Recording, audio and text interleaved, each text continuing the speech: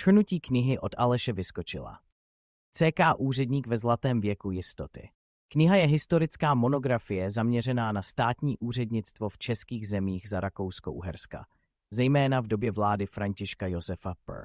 Popisuje vznik, vývoj a fungování úřednického stavu, který se stal významnou a privilegovanou společenskou vrstvou s rozsáhlými pravomocemi.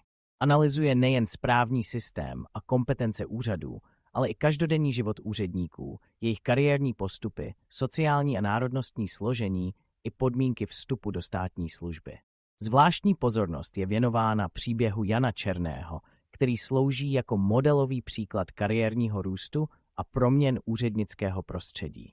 Kniha se zabývá i otázkami jako ženy v mužském světě, vztahy mezi Čechy a Němci, platovými podmínkami, právy a výsadami úředníků, včetně uniformy, vyznamenání a penzí. Podrobně rozebírá i vliv válečných událostí, proměny po vzniku Československa a snahy o reformy a personální změny.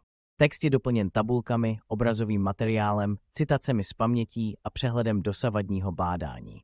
Významnou roli hraje také analýza každodenního života úředníků, jejich rodinného zázemí, bydlení a finančních problémů.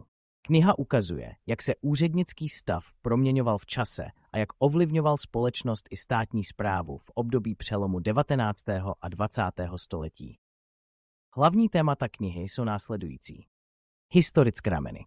Vývoj státního úřednictva od osvícenství po zlatý věk v habsburské monarchii. Postavení, pravomoci a každodenní život úředníků v rámci státní správy. Sociální a národnostní složení úřednického stavu, podmínky vstupu do státní služby, kariérní postup a benefity. Analýza správního systému, kompetencí jednotlivých úřadů a jejich vnitřní organizace. Reflexe úřednického prostředí prostřednictvím životních osudů Jana Černého v letech 1874 až 1959, který se stal významným politikem první republiky a sloužil jako modelový příklad kariérního růstu v CK státní správě.